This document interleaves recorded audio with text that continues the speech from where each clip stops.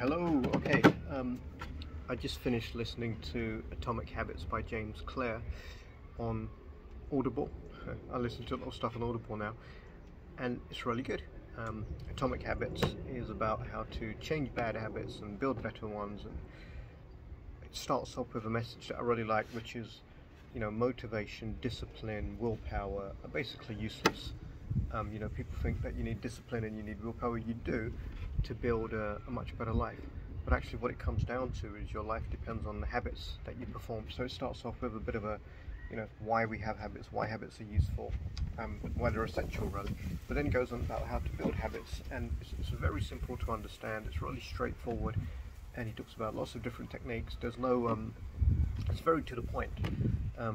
And the techniques he uses are things like habit stacking, which is one I've used already. So if you want to develop a habit, then what you do is you think of something you already do regularly, and every time you do that thing you already do regularly, you do a bit of the other habit. So one of the things I like to concentrate on is fitness. So I'm pleased with most of my fitness. Cardiovascular, I'm a bit too fat. Strength and everything else is great, but my flexibility is not where I want it to be. So I thought, what do I do several times a day? I boil the kettle. So now every time the kettle's boiling, I'll do some stretching. Since the day I started doing it, almost like that, and now I probably stretch 4 or 5 times a day, rather than stretching it all, and it's not taking any more time. Sure, when this kettle was boiling last time, I might have gone to the toilet or something, but that was really effective. And then he talks about how to make habits easier. It's the environment, for example. So have specificity or purpose within an environment. So if you've got a really small house but you want to start reading or something, you want to start meditating, then pick a certain area which is just for reading. And then there are environmental cues. So if you think, okay, I don't read, I'd like to read more, then what you do is you make your bed in the morning, if that's one of your habits. I hope it is, otherwise you're a slob. And you just leave your book that you're going to read on your pillow. So when you go to bed, there's the pillow. You don't want to watch TV, then try unplugging it after you use it. That way, every time you get the urge to watch TV, you have to bother plugging in, and that might stop you. Another thing he talks about is habit tracking, or is it tracking? No, tracking he uses for something else.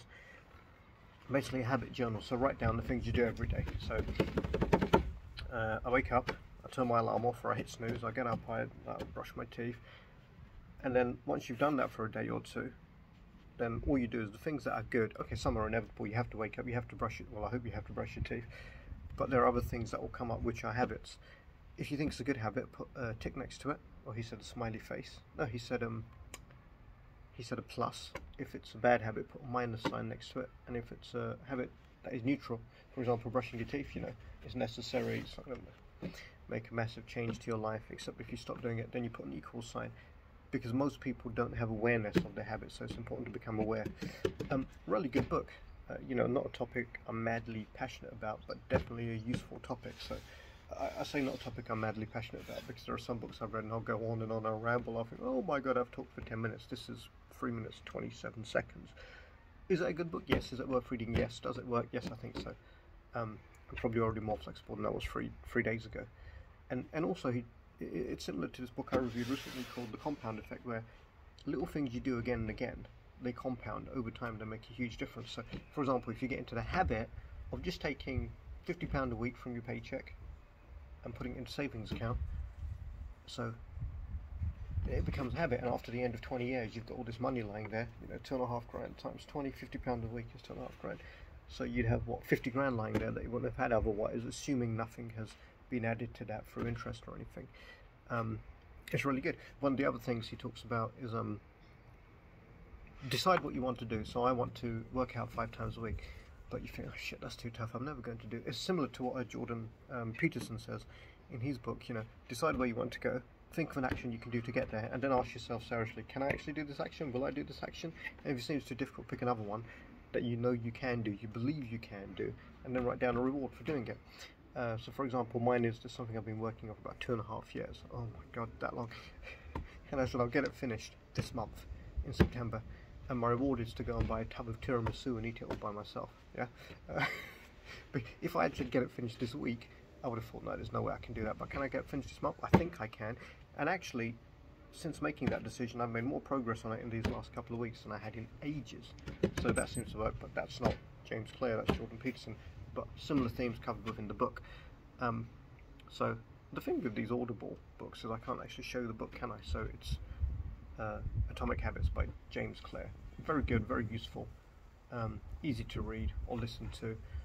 Not that long. I mean, I listened to it on ×2, so if it was a 5-hour book, I listened to it in 2.5 hours.